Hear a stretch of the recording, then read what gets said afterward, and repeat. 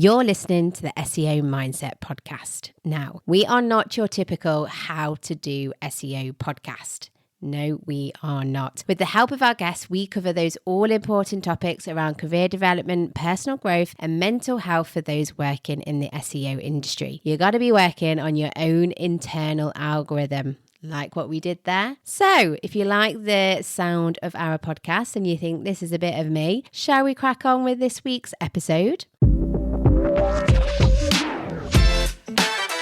Hello, today you've got just me, Tazmin, and I'll be diving into the treasure chest of our previous episodes to bring you a great episode with some additional insights. And as it's that time of the year, the episode I'm retrieving from the archive is the one called Setting Yourself Up for Success Part 1, where we talked about the what. What do you need to do to set yourself up for success? Your goals, your strategy, and your actions. But before we listen to that, I wanted to share something slightly more subtle, but just as important, because it's very tempting to dive just into the goal setting process. One of the biggest reasons I find that people don't feel successful isn't because they didn't try hard enough. You know, we work hard, we strive. It's because they didn't pick the right goal for them. They chose the wrong goal right from the offset. Now, what do I mean by that? So sure, you can have a goal that sounds really impressive, really aligned with what the industry wants right now, maybe something that sounds cool on paper, a goal that looks good, and yet it just doesn't feel right. And as you're working through it, it's draining you. So it's usually a sign that the goal came from a place of fear that you're falling behind, because see everybody else getting really good at this one thing that you think, actually, I don't know anything about that, or you're comparing yourself with other people, or there is a sense of, oh no, I should have got to that stage by now and I'm not. So it's all this fear driving that goal because you don't want to be left behind. It's not coming from a place of desire. So here's the thing, that not every good goal deserves your energy. There are so many things you can do. You can't do all of them. So it's really important to pick. And with the way things are in the industry, it was fast before. Now it's just gone super fast. The cost of a goal matters. The cost of where you spend your energy matters. So before you dive into making that goal your thing that you want to do in Q1 or in 2026, ask yourself, does this goal give me energy, or does it require me constantly to force myself to work on it? You don't need to feel excited about it every single day, because, I love doing lots of things, but there are days where I'm not excited about it. But if it's, more dread than excitement, most of the time, something's not quite right. If the thought of working towards it consistently feels heavy, then maybe that goal isn't for you. And the other question to ask yourself is, who am I becoming by working towards it? Not what will I get, but who do I need to be? So, supposing your goal is to speak publicly, that's going to need you to be more visible. That's really going to require you to be more resilient, and definitely going to require you to work under stress. Is that who you want to be? Is that a version of you that feels aligned or exhausting? Now, don't get me wrong, speaking publicly, getting visible, all of that will take some energy from most people. But if it's taking you so much energy, so much dread, it's draining you, then really ask yourself, why is it I'm doing that thing? Is it going to help me? Do I want to learn that thing? Do I want to do that thing? Do I want to get experience in that area? Because not everything is going to be for you. And when you pick a goal that isn't for you, you're probably picking a goal that actually really wanted to do. So if you're setting goals right now, you're revisiting them, then really give yourself permission to choose fewer but better goals.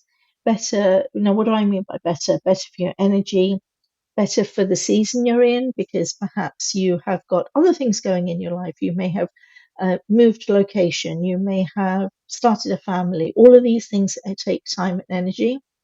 And also ask yourself, is this a better goal because I'm becoming better in the process? Because that's how success is sustainable. Now, with that in mind, let's listen to how you can set yourself up for success.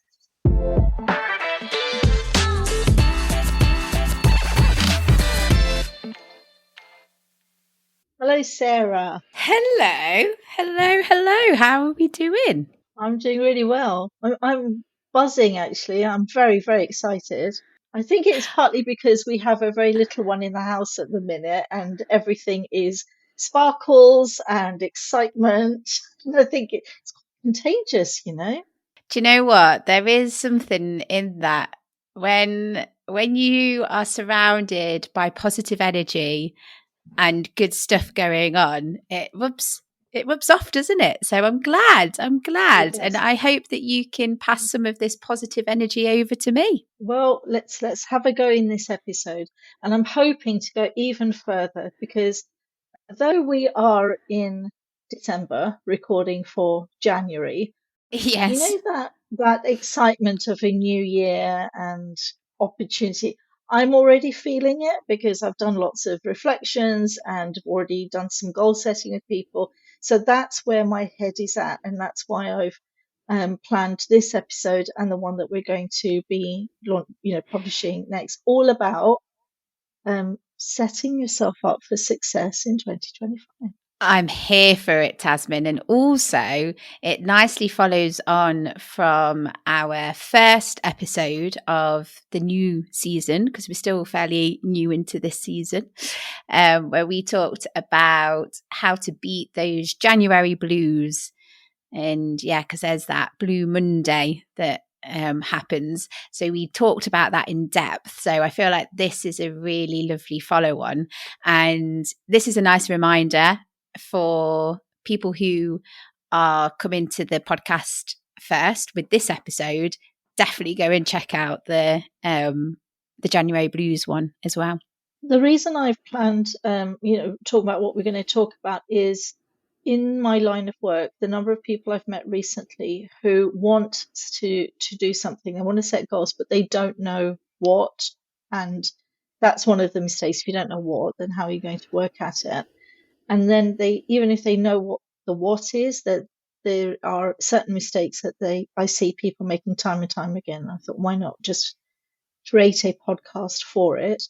But I also want to tell the listeners that I will be expanding on all of this in our newsletter. So though we'll be talking about it, we're just brushing what's the word? Surface? Yeah, there you go. You're finishing my sentence. This is brilliant. So that's what today's episode is about. And if it's all right with you, I'm just going to jump right in. I mean, I'm all for it. I'm here. Right. All right. So the title is Setting Yourself Up for Success. And the first thing is be really clear on what that success means to you. What is it that you want to achieve? Because it could be you want a new role. So maybe you're working up for a promotion in the organization that you're in, or you want to go into a different one. You may want to pivot, whether that's role or industry. You may want to learn a new skill. You may want to do more public speaking. I'm hearing more and more about that. And public writing, a lot of writing ambitions. Build or grow a side hustle, grow your freelance business, looking at you, Sarah, financial goals, health goals. Know what it is that you want in any of these, because if you are vague, it's very hard to make that goal stick. Yes. I love that, because if your goal is a little too vague, it's hard to know how to chunk it down and what you're working towards, and it can be overwhelming, I suppose, as well. Like if it's too big and too vague and too fluffy, you're never going to take that first step, are you? No. And the example I like on this is, and I know I've told you this one before. Supposing you're hungry and you go to a Always, restaurant and Tazmin. I am always hungry. So you go into a restaurant and say to the chef, because like all the chefs just come out and ask me what I want in my dreams. Think, okay, Tazmin, what do you want to eat? And I said, I don't know, I'm hungry, I want food. And they said, yeah, but what food? And I can't give them an answer. And they bring me a salad, and I said, I want a salad. Well, you should have said what you wanted. You're not going to get what you want in a restaurant if you're vague. Whereas if I went in and said, I am in the mood for something light and citrusy. Can't say the word. Easy for What's you to something light? say. Yeah, I know.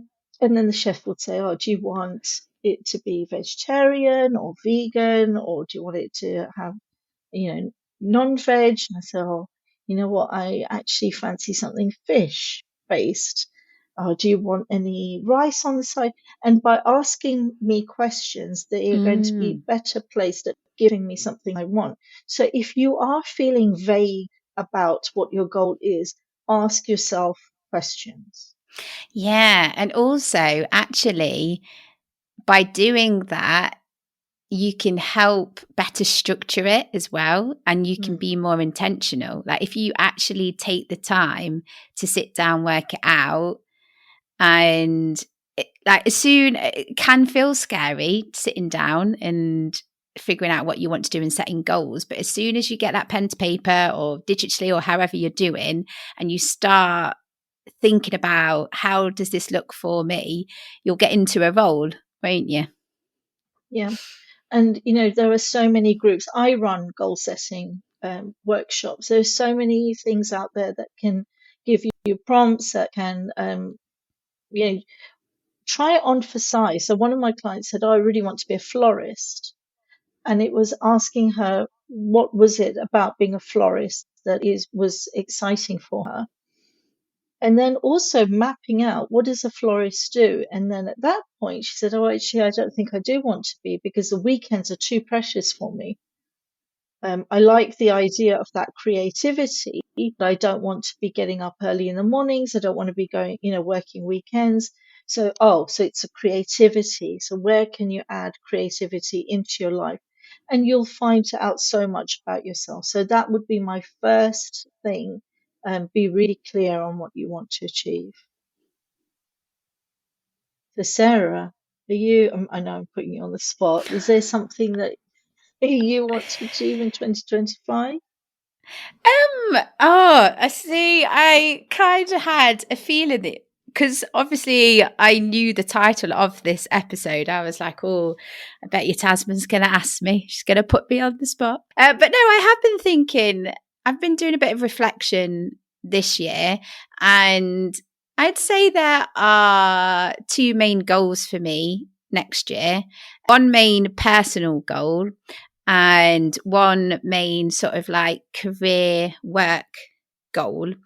So my health goal is to become more healthy, basically, and be more intentional with fitness, be more intentional with what I'm putting into my body, because 2024, me and Tash, my lovely partner, have had some curveballs.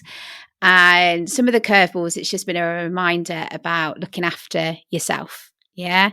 Because you need to do that. So I have decided to do that. And it's funny that you should say like that we're having this conversation now, because I have a PT, and I just did like a bit of a review with her as well, because she was asking, okay, what do you want? What is it? Why do you want to do this for me? And I was like, I just want to be healthy. I want to be strong. If I get poorly, I want to be able to bounce back.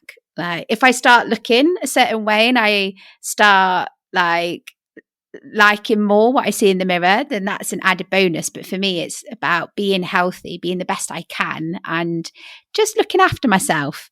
So that's the one goal. And then career and business related. So obviously I went freelance in April, and it's been a wonderful journey.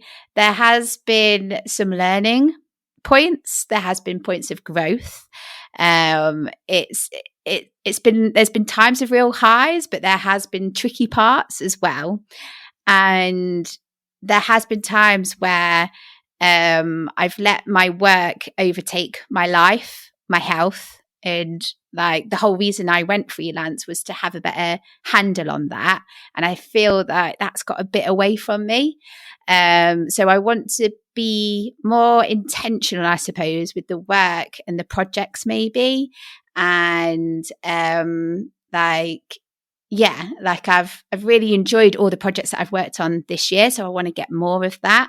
Being a bit more structured, having a better work-life balance, doing more of the stuff that I really love as well, because I had some really good opportunities and I want to do more of that. But I realised that sounded a bit fluffy and a bit too vague. So as we're going through this, grab some paper and pen, and maybe you can start working some of that out.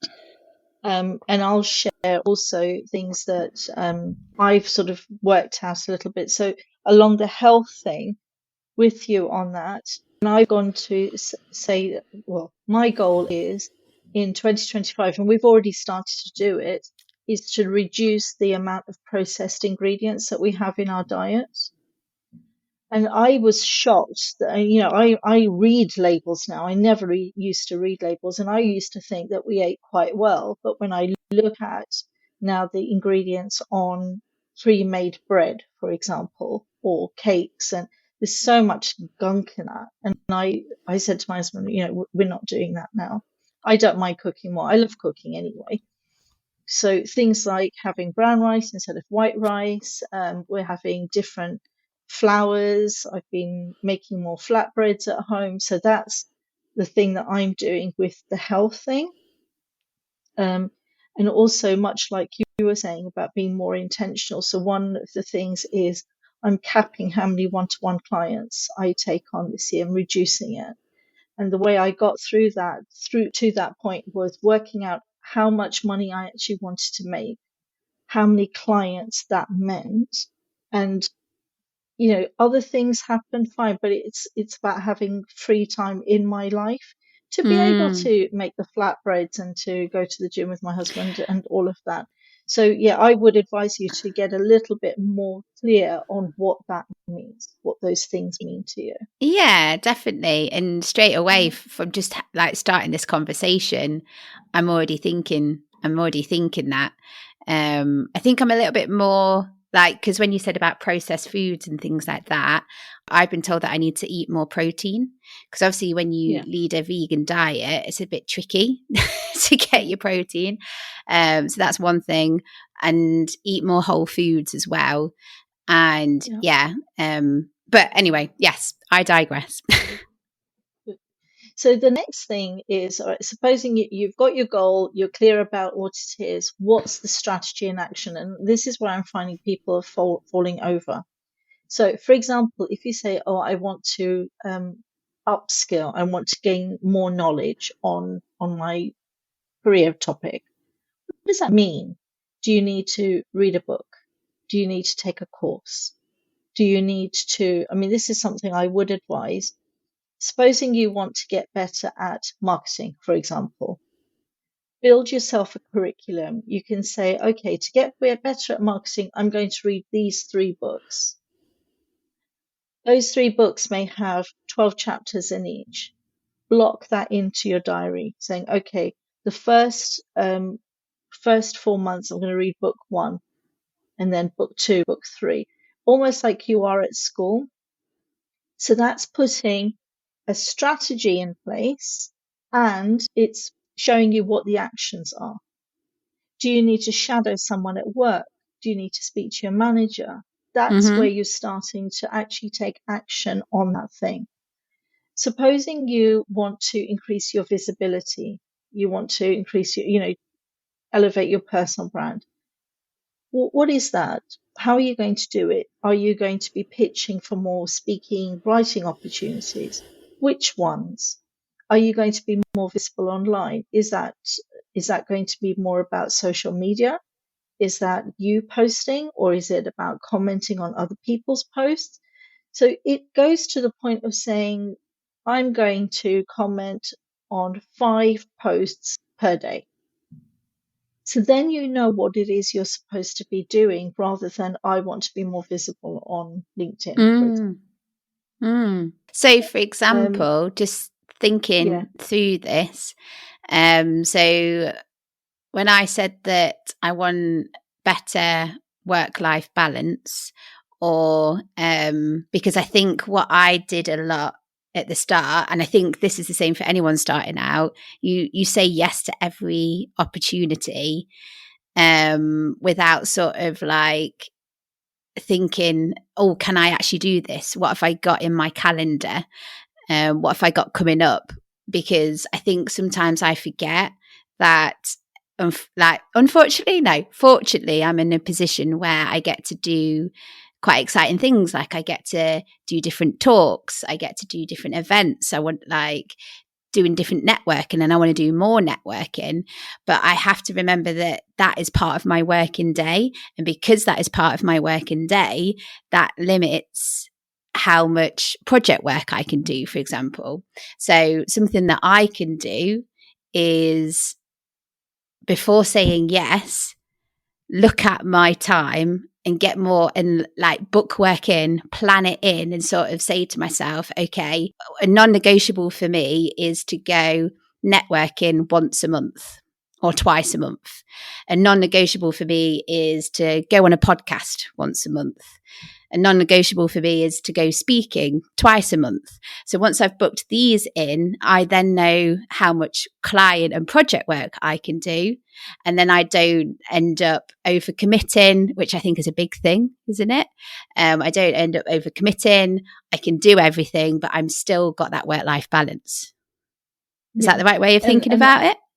And also, even with the networking, so being more intentional at the beginning of your careers, we all say yes to lots of things. And I call it the data gathering stage. You don't quite know what you want. You're not sure where the opportunity is going to be. Fine. Go and say yes to 100 things. Go and do those 100 things. But then take a step back and say, what is it that I want to be doing? And then be more intentional about saying yes to those things. So if you had a networking opportunities where that room was filled with potential podcasters or people in SEO, then or digital, you say yes. If you were asked to speak at, I'm going to be really top of it,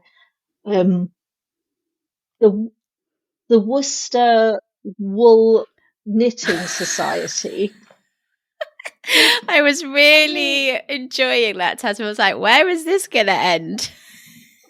If there isn't a Worcester Wool Society, there needs to be. I know. And you think, do I want to do that? What you might say yes, but be intentional about it. Maybe one of them wants to be a podcaster. Maybe one of them has SEO. Really know why you're doing it. Yes. If you're networking to have, meet new people, fine, go for it. But if it is to find clients and to build reputation and to build connection and build relationships, then perhaps that's not the right place to be. And this is something I've been a lot more intentional about.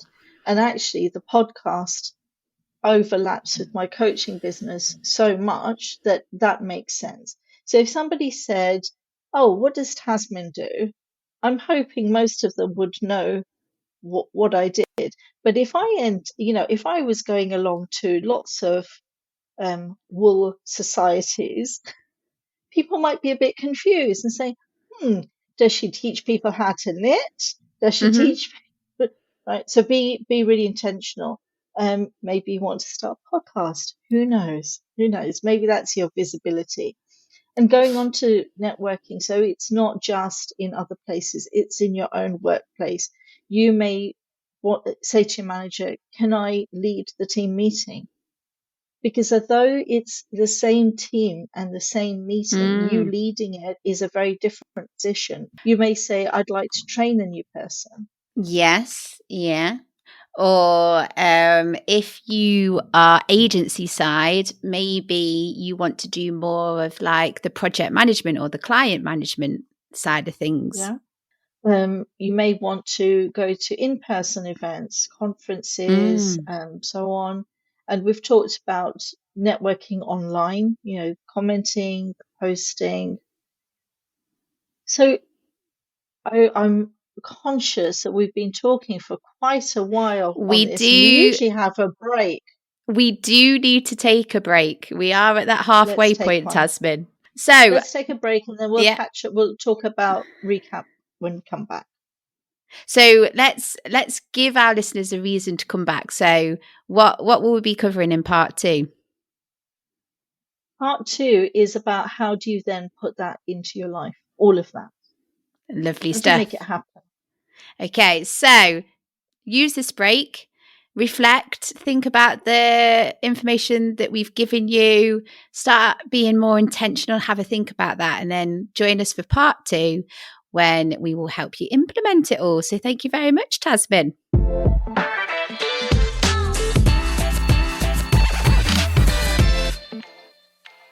We all want to grow in our careers, right? But finding the right resources, well, that can be tricky. Enter Rank Suite, your go-to for self-paced digital marketing training.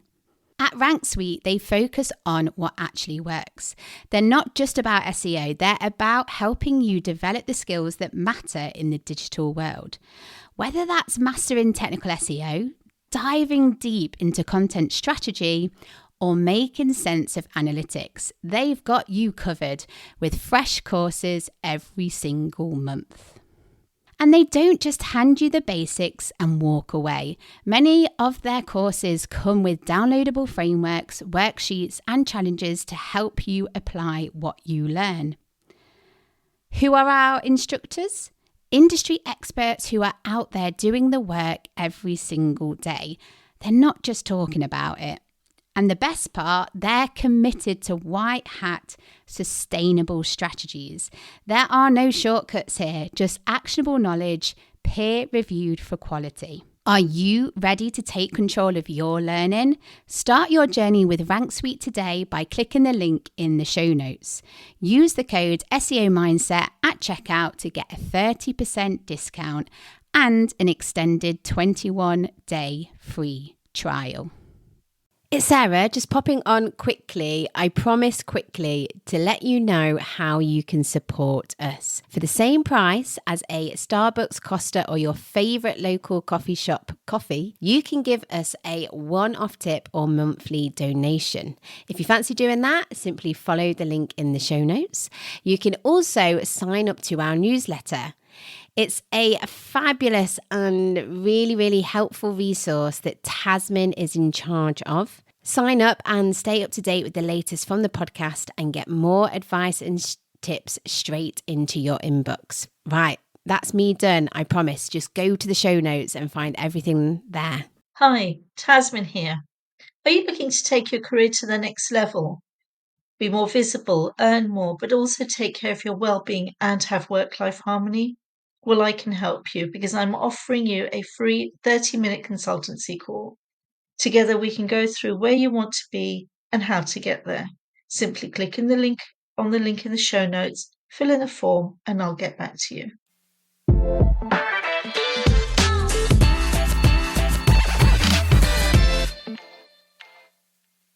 We are back for part 2. So, Sarah, what were your thoughts on part 1? Because we sort of did use you as a little bit of a test. Well, I'm thinking, cool, that is accountability because I've said it, haven't I? I've said it to our listeners. I've put it out there in the universe, what I want to achieve. But no, I think it's really important because I'm one of these people that easily gets overwhelmed, especially if something feels big or I don't really know how to tackle it. And that is a bit of my personality anyway, but also I've got a lot on my plate at the moment as well. So anything else that feels a little bit big, feels a bit hard to manage, sometimes I just like to bury my head and ignore it. But that is not the right way to do it. You need to sit down. And sometimes it's just the thought that's worse than once I actually sit down. So I know that if I don't know, sometime during the festive period or in the new year or when I've got a quiet period, if I just sit down and have a think, get some thoughts out on paper, I'll start to enjoy it. But it's just that thought, if that makes sense, the overwhelming thought at first. But like I said, I plan to take people through this step by step in the newsletter. So read the newsletter and then you'll get what you need. So we have mentioned the newsletter a couple of times. Always check out the show notes. So Yeah. all of our episodes, go and check out the show notes, because we always put loads of useful resources, links, websites, all sorts in there. And there'll also be a link in there to join the newsletter. So you can go and do that. So the next part, so you've got the goal and you've worked out the strategy of how you're going to achieve it and the actions. When are you now going to do it? So people then imagine it's just going to happen, but unless you put it in your diary, it's very, very hard. And even that, people think, oh, I've got the whole year. And yes, they've got the whole year. But what's really helped me this year is I've started to look at the year as a whole. So I'll start off with year at a glance calendar, and I'll block out times when I know I'm not going to be that productive. If I've got holidays booked, my fasting month, because I know that my timetables shift all over the place, Brighton SEO. And I've got my 2025 calendar right behind me where my husband can also see. So block out the times when you know that you've got visitors over, when you're going on holiday, when you're not going to be able to work on your goals, because then that automatically reduces the amount of time that you've got. Then start thinking about what is your ideal week. Now, for me, I like doing podcast work all in one day because I prefer doing that batching method. I'm in that zone. And it might be recording with you, and then I might do some data stuff, or I might do some content stuff, or whatever.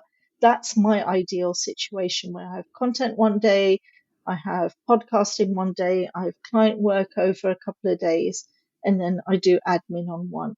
So really work out what's your ideal structure. And then also normal stuff like sleep, meals, regular stuff, block that out, because then you get an awareness of how much time you actually have to work on your goals.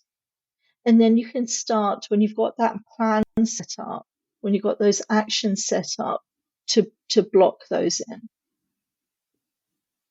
Yeah. Yes. Just thinking back to what you've said. So I I resonate a lot with, because if you feel like you've got a whole year, you're gonna push it back, you're gonna procrastinate. And you also forget there's lots of times of the year where, like you say, you're going to be less productive, or you've got other things in the diary, or there's other stuff going on. And something that I've always fallen in the trap, and I think a lot of people probably feel the same, but in a week, I think I can achieve a lot more than I actually can. So if I think about a year, or even like 3 months or a month, the amount that I think that I can actually achieve is ridiculous, because you have to factor in, because you're not always going to be working at 100%. Yeah, you're going to have days where you're working at 20-30%, and that's okay. There'll be other things. There'll be events, commitments, family, talks, events, all of that stuff. So it is a real good reminder to actually, at the beginning of the year, use that to your advantage and look ahead and be like, okay, let's get everything in, because then I know how I'm going to achieve this goal, chunk it down, and it becomes a lot more attainable, I suppose, isn't it? And a really good book to read, and we'll put a link in the show notes, is one that I've talked about before, which is the 12-week year. And what that does is it says that, don't imagine you've got a year, just say you've got 12 weeks, and then work on those 12 weeks. What are the actions that you are going to take each week? And then for things like meal planning, to make sure that you're eating more whole food, or going to the gym, these are all repetitive tasks. If it is, I'm going to read 10 pages of the book, again, that's a repetitive task. And when it's on a plan in front of you, it's much easier to do. So, what you just said there about being over ambitious about what you can do in a day, that's a mistake many people make. But in a way, they underestimate what they can do in a year, because that overwhelm is stopping them just putting that stuff in the diary and getting it all done. And another mistake is people don't factor all of the tasks that they have to do. Life tasks don't often get put in. So going to get your groceries, cooking the meals, just real life stuff doesn't get factored in. So No. when you say, "Oh, I didn't get all my to-do list done," well, was everything that you needed to do on your to-do list? This Probably is not. so at the moment, I'm struggling a little bit with an ear infection. I think I've said this before on the podcast, so listeners will know that I struggle. I struggle with an ear infection. I do need to get that looked into. But when I am struggling and I'm going to the doctors, I never factor that time into my working diary. And obviously, because of the pressure that the NHS is under, it's never a quick even though it's only a 10-minute drive away from me, like the last time I went, even though I was only in the doctors for like 10, 15 minutes, it took me 2 hours just because.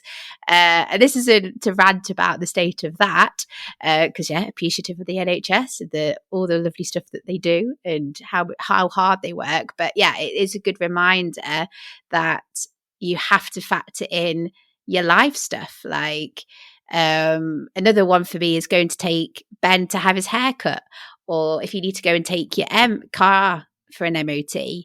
There's sometimes where I need to support my partner Tash and take her to appointments because she's got limited mobility and things. So yeah, you have to, it is a good reminder that curveballs do come your way. And something that I've learned about myself is I really struggle with that. So if I've sat down and I've planned something out and I've got something in my head and someone throws a curveball at me, it really doesn't do well for me. It really throws me off kilter. But you need to learn to be flexible. You need to learn to be adaptable. You need to learn also, I think, one last point. I find it hard to say no as well. So one of the reasons why if a curveball gets thrown at me is because I don't want to let a client or if I'm working on collaboration, I find it really hard letting other people down. Even if it's something outside of my control, I still really struggle with that. So yeah. There's a whole other episode in what you've just spoken about. It's true. But I think, most of us are guilty of not accounting for all of our time. And it doesn't even have to be something so removed from what you're doing. So you and I have blocked time for recording. I haven't blocked time for recording the intro. Yeah. I haven't blocked time for preparing. I haven't blocked time to edit and schedule the podcast episode. Yeah. So all of that's one big mistake people make. They do not record everything. And another big mistake people make is they don't assess their progress. Okay. And this is typically worse. Well, not typically worse. Let me just rephrase that. I see this often with financial goals. Yes, I can see that. I want to have more money. Okay. What is more money? How much do you want? I want this much. Okay. How are you going to get it? I'm going to get more freelance clients. Okay. How many do you need? How many people do you need to talk to be able to get those number of clients? Fine. And then in January, did it happen? Nobody wants to look at that number.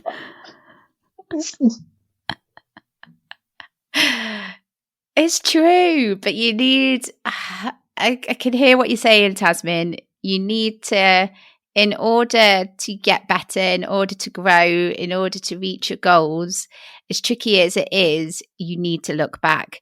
Another thing that I'm thinking as well is a lot of people who are wanting to get into speaking and where they start is podcasting, because podcasting is a nice safe space because it's not live, it's all editable, it's all that lovely stuff. It feels quite safe and secure, especially if you're just starting out. But I had so many conversations with people like, I will not listen back to myself. I can't do that. And I get it. But at the same time, until it's cringy for me. I hate listening to myself, but if I don't listen back to myself, then I can't be like, oh, I can do this bit better next time. I can improve, I can tinker, I can tweak, because you don't know what you don't know. And you don't know unless you actually look back, listen back, look at your finance, look how you're doing at work, how you delivered a talk. Are you project managing well? It is tricky. You want to bury your head in the sand, but you can't, can you? And sometimes this doesn't always have to be look at, it gives you the opportunity to pivot. So one of the things I do want to say, which I haven't, another issue that I see people face is they look at the goal, they look at the outcome. I want to be able to speak 5 times publicly this year. But you can only speak when your pitch has been accepted. So if you're putting all of those pitches in, and give yourself a pat on the back for that. Mm-hmm. Assess that, measure that. Have you pitched? Have you pitched all the places that you wanted to? Have you tried pitching for podcasting? Have you really measure the thing that is in your control, the actions that are in your control, not always the outcome? Now, if you have actually done all the things that you said you would do, and you've not got those acceptances, then it's, I wonder what should I do? Should I maybe get somebody else to look at my pitches? Maybe there's something that I'm not doing the way they want to. Maybe reach out and get some feedback, whatever that is. With the health thing, with the, have I gone and done that exercise a number of times? Don't look at, oh, I'm still weighing this much, or I'm still this, looking like this, or, that size that I'm aiming for. Really aim for doing the actions that you said that you were going to do. Lovely. So with all of that, Sarah, what were your key takeaways? Because I'm conscious that we are running out of time. This episode has just seemed to fly by, hasn't it? It has. It has. I think it's also because it's very relevant for the time of year that we're in. And there's lots in social media about it. And, you and I have been talking a lot about it. And on Monday, you and I are meeting up to talk about our plans for the podcast. We are. So in London. We're in that zone. Yeah, in London. London town. I can never just say London. I have to say it in like London. I don't know if I'm trying to be Cockney, but really not pulling it off. But my key takeaway is probably the best way to set yourself up for success is to get specific. Don't be too, what's the word that you used? Vague.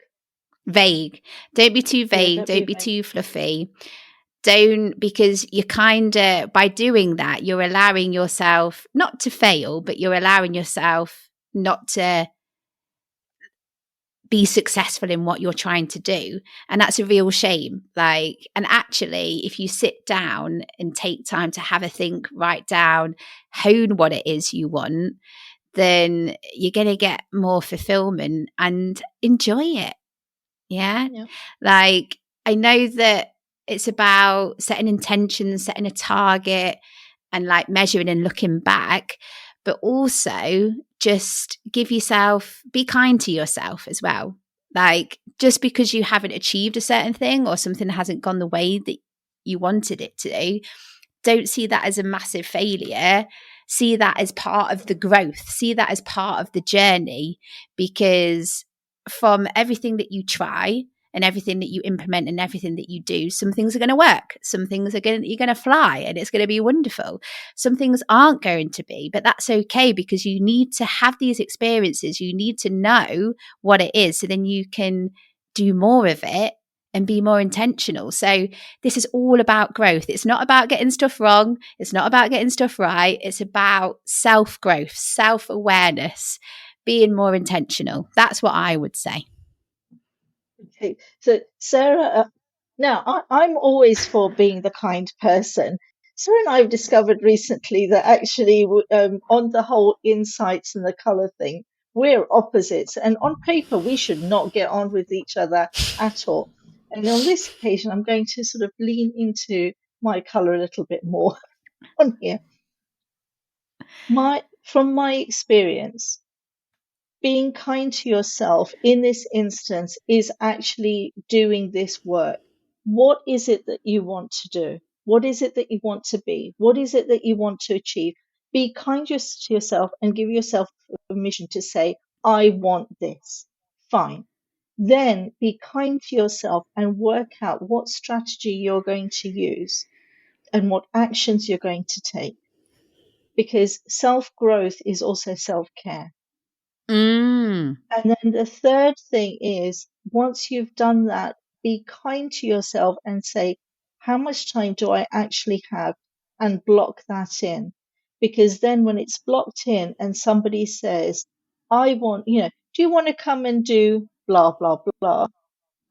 You can say, no, I don't actually, because I'm going to be working on my goals. So this True. is about being kind to yourself. This is about giving you the year that you want to have, not what other people. I've turned down so many things this year because I've said, no, I want to do that thing for me. Would I also like to go out gallivanting and do this, that, and the other? Yes, I would, but I'm going to do this instead because I'm being kind to me. So I get what Sarah's saying, but on this one, I'm going to be slightly more, what's the word? I don't want to say stern. Stern there, Sarah. It could be stern. You could be. It's just another way. It's just a reminder. And yeah, you're completely right. In being kind to yourself is to do this and to keep yourself accountable and to put yourself first. Something that doesn't come naturally to a lot of people because, of course, putting others first usually is a top priority because that's what you're taught, isn't it? But yeah, it's okay to prioritize yourself. And actually, in saying no, you're being kinder to yourself, but you're also being kinder to that other person that you're saying no to. Because if you said yes and you really didn't want to do it, would have you done it your best way? No, do you know what I mean? Could that person then have gone and found someone else who was a better fit in? So actually, it's a win-win situation for everyone because the more intentional you are, the more that you're saying yes to the right things, the more that you're saying no as well, because it's okay to say no. It's going to bode well for everyone. Right. We are massively running out of time, Tazmin. I'm gonna have to be the stern one now. Wrap us up. Right, okay. Wrap us up. Thank you everyone for listening. I hope you've enjoyed it. A quick reminder, if you enjoy the stuff that Sarah and I are doing, then there's various ways to support us. One of the ways is to click on the Buy Me a Coffee link. We always appreciate that. Link is in the show notes, and I'm going to quickly say the word newsletter because I've said it lots this episode, but there's a link for you to sign up. Please, please, please sign up because I just want to share even more content with you about this wonderful topic. And so it's a goodbye from me. So I'm getting glaring looks from Sarah. No, it's goodbye from me. No, I'm not. I was just going to say, and this is part 1, isn't it? Yes. So and part 2, I've talked about what to do. In part 2, it's about how to get it done. It's about really elevating yourself and getting that stuff done. So do not miss part 2. So part 2 will be the next episode. So the next episode that we release. So yeah, make sure that if you want to continue this and, really set yourself up for success in 2025, and make sure that you listen to part 2. Tazmin, it's been fabulous. Thank you, everyone. Take care of yourselves. And until next time.